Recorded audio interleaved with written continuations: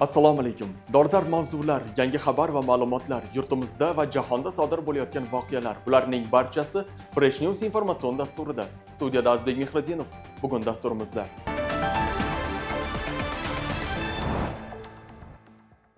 O'zbekistonda atom energetikasi yangi bosqichga ko'tariladi. SpaceX Starship raketasi sinov paytida portladi. Neymar Fluminense'ga o'tishi mumkin edi. Bularning barchasi Fresh News informatsion dasturida batafsil. Jahon atom energetikasi sohasi yetakchilaridan biri Rosatom davlat korporatsiyasi tashabbusi bilan tashkil etilgan hamda korporatsiyaning qator sohalari mutasaddi va mas'ullari, mamlakatimiz ommaviy axborot vositalari vakillari ishtirok etgan press tur davomida atom energetikasi sohasi, uning istiqbollari, Rosatom tomonidan amalga oshirilgan loyihalar, atom energetikasi sohasida Rossiya va O'zbekiston hamkorligi, Rossiya texnologiyasi asosida Jizzax viloyatida barpo etiladigan kam quvvatli atom elektr stansiyasi loyihasi haqida keng ma'lumotlar berildi. Korporatsiyaning mashinasozlik divizioni texnik imkoniyatlari bo'yicha taqdimotlar o'tkazildi. Shuningdek, Rosatom tasarrufidagi IM Spetstal ishlab chiqarish kompleksi hamda ijara zavodi sexlaridagi ish jarayonlari bilan yaqindan tanishildi. O'zbek xalqining 3000 yillik qadriyatlarini ifodasi bo'lgan kurash sporti endi harbiy sport tizimidan ham munosib o'rin olmoqda. Joriy yilning 19-iyun kuni O'zbekiston Respublikasi Prezidenti administratsiyasi huzuridagi Axborot va ommaviy kommunikatsiyalar agentligi binosida ushbu muhim jarayonga bag'ishlangan matbuot anjumani bo'lib o'tdi. Anjumanda Xalqaro kurash assotsiatsiyasi prezidenti va vitse-prezidentlari, O'zbekiston Respublikasi Mudofaa vazirligi, Bosh prokuratura, Sport vazirligi mas'ullari, shuningdek Xalqaro harbiy sport kengashi (SIZM) hamda xorijiy kurash federatsiyalari rahbarlari ishtirok etishdi. People from Asia, Europe and Africa, from 3 continents. We have our members present here and thank you for being with us here today. Bu anjuman O'zbekiston prezidentining 2024-yil 20-dekabrdagi prezident qarori 450-sonli kurash milliy sport turini rivojlantirish va ommalashtirishni yangi bosqichga olib chiqish chora-tadbirlari to'g'risidagi qarorda belgilangan muhim vazifalarni amalga oshirish yo'lidagi muhim qadamlardan biri hisoblanadi. Qarorga muvofiq 2026-yil davomida kurash sport turini SIZM Xalqaro harbiy sport kengashi rasmiy o'yinlar dasturiga kiritish maqsad qilingan. Matbuot anjumanida 2026-yil 5-6 sentyabr kunlari Toshkent shahrida bo'lib o'tadigan Kurash Challenge Cup musobaqasi haqida ham batafsil ma'lumot taqdim etildi. Mana shu bugungi bo'lib o'tgan kun tarixiy kun, chunki SIZM tizimida o'zbek kurashini kirib borishi bu 140 davlatlarning harbiy platformasiga a'zo bo'lish degani. Albatta bu bilasizmi, ba'zi bir davlatlar bor, bizda hali diplomatik aloqalarni o'rnatilmagan. Lekin shunga qaramasdan bugun shu o'zbek sporti tinchlik elchisi bo'lib, O'zbekistonning elchisi bo'lib, O'zbekiston madaniyatining elchisi bo'lib boryapti va albatta bu kurashning auditoriyasini kengaytiradi. Kurash xalqaro assotsiatsiyasi bugun dunyoning 140 davlatda juda faol ishlayapti. Bu degani bizda 140 ta federatsiyamiz bor. Ular hammasi pastgacha quyigacha tushgan va bugun O'zbekiston Respublikasi prezidenti, kurashning faxriy prezidenti Shavkat Miromonovich Mirziyoyevning shu sportga berayotgan e'tiborlari turli sportlarda, nafaqat yakka kurash, balki mana ko'rdinglar, futbolimizni jahon chempionati mundialga chiqishi, boksni, kurashni, sambo, dzyudo turlarini juda keng rivojlanayotganini ko'rsatadi. Bu sportdagi bo'layotgan izchil islohotlar, o'sha tizimni ishlashi va islohotlar eng yuqoridan pastgacha tushishini ko'rsatadi. Keyingi yil bo'ladigan o'sha aytgan challenges, bu uni ishida juda ko'p armiyalar ishtirok etadi, ko'plar bo'ladi va O'zbekiston bunga mezbonlik qiladi. Hozir o'zida biz mo'ljalimizni 30-40 davlat kutyapmiz. Qolgan esa vaqt ko'rsatadi. Anjuman davomida muxbirlar tomonidan berilgan SIZM tashkiloti qachon va qayerda tashkil topgan, O'zbekiston a'zoligi nechinchi yildan boshlangan va shunga o'xshash bir qancha savollarga javoblar olindi. Tashkilot 1948-yilda Fransiyaning Nitsa shahrida tashkil topgan va shtab kvartirasi Belgiyaning Bryussel shahrida joylashgan. Maqsadi sport orqali do'stlik va tinchlik shiori ostida harbiylar o'rtasida sport orqali xalqaro hamkorlik, tinchlik va hamjihatlikni mustahkamlash shiori ostida o'tkaziladi.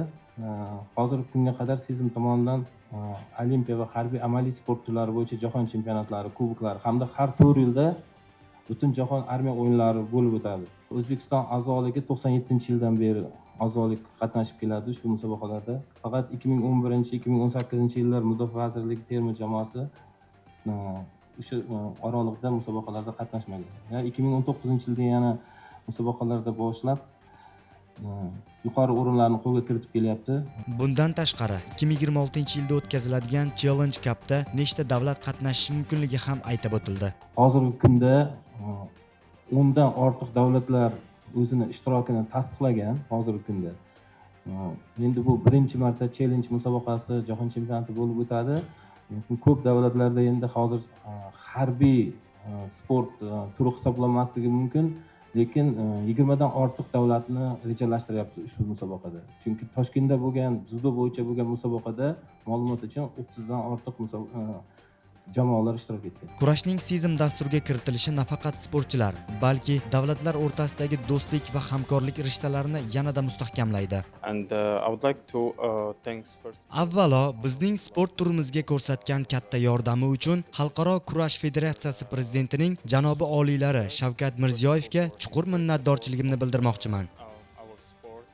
2026-yilda Xalqaro kurash harbiy musobaqasida ishtirok etayotgan jamoamizni samimiy tabriklayman. Bu musobaqa O'zbekistonning katta yordami hamda xalqaro miqyosda federatsiyamizni qo'llab-quvvatlashga tayyor bo'lgan xorijiy investorlarning ko'magi bilan amalga oshmoqda.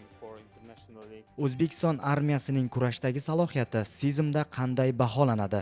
Season tashkilot tomonidan juda yuqori baho beriladi Mudofaa vazirligi harbiy sportchilariga, chunki har doim juda faol qatnashishadi. Har bir jahon chempionatlarida prosta ishtirok emas, albatta har doim shu sport musobaqalarida birinchi, ikkinchi, uchinchi o'rinlarni egallab kelishmoqda. Buni misolida masalan o'tgan yil dzyudo ham jahon chempionati ham Toshkentda ham umumjamoa hisobida birinchi o'rinni egallaganmiz. 30 dan ortiq jamoa qatnashgan. Harbiy sportchilar har bir davlatda eng harbiy sportchilari birinchi raqamli sportchilar hisoblanadi. Shuning uchun harbiylar o'rtasida jahon chempionatini yutish ham umuman sportchilarimizga oson bo'lmaydi. Kelgusida O'zbekiston Season doirasida yana qanday musobaqalarga mezbonlik qilishi mumkin? Hozirgi kunda bizda 2026-yil kurash jahon chempionati bo'lsa, yana Season tashkiloti tomonidan Mudofaa vazirimizga, Milliy olimpiya qo'mitamizga, sport vazirligiga murojaatlar bilan chiqib, 26-yilda boks bo'yicha jahon chempionatini olishni ham muzokaralar olib borilyapti. Ushbu sir emas, 26-yilda boks musobaqasi jahon chempionati ham o'tkazilishi rejalashtirilgan. Mazkur turnir Season doirasida o'tkaziladigan ilk rasmiy musobaqa bo'lib, dunyoning eng kuchli harbiy kurashchilari g'oliblik uchun kuch sinashadi. Ushbu musobaqa shu bilan birga O'zbekiston Respublikasi Mustaqilligi bayrami va 6-sentyabr kurash kuni munosabati bilan tashkil etiladi va sport bilan birga milliy qadriyatimizni keng jamoatchilikka namoyon etadi.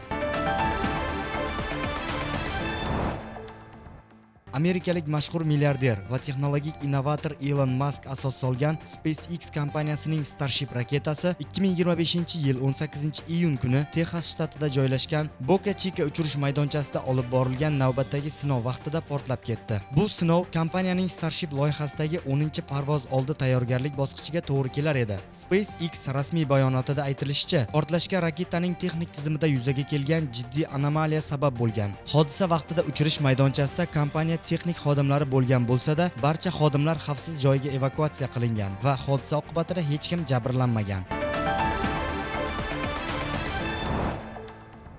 Barselona Luis Diaz uchun 60 million yevrodan ortiq taklif qilishga tayyor. Kataloniya klubi prezidenti Joan Laporte va sport direktori Deco Liverpool vingerini asosiy transfer maqsadi deb hisoblashmoqda deb xabar beradi Kope nashri. Shu bilan birga ko'k anor ranglilar Merseysayidliklarning kolumbiyalik futbolchisi uchun juda yuqori qiymat so'rash mumkinligidan xavotirda. Barselona aqldan ozdiradigan takliflar bermaydi va 28 yoshli o'yinchini 65-80 million yevro deb baholamoqda. Kataloniyaliklar uchun bir reja bu Atletikdan Nico Williams qo'lga kiritish. U Barselonaga qo'shilishga tayyor ekanligini bildirgan. Italiyalik posbon PSG bilan kelishuvni uzaytirish haqida gapirdi. PSG darvozaboni Gianluigi Donnarumma klub rahbariyati bilan o'tayotgan yangi shartnomaga oid muzokaralar haqida fikr bildirdi. Biz barcha uchun eng maqbul yo'lni topishga harakat qilyapmiz. Agent muzokaralarni olib bormoqda. Men esa hozircha o'yinlarga to'liq e'tiborimni qaratganman. Jamoa va muxlislar uchun har doim bor kuchimni beraman. Bu klub menga hamma narsani berdi, deydi italiyalik futbolchi Rimes Sport nashriga bergan intervyusida. Avvalroq Donnarumma 4-4-2 talqiniga ko'ra dunyoning eng yaxshi darvozaboni deb topildi. Bugun sizga yetkazmoqchi bo'lgan xabar va tafsilotlarimiz shulardan iborat edi. Bizdan uzoqlashmang, oldinda ob-havo ma'lumotlari. Salomat bo'ling.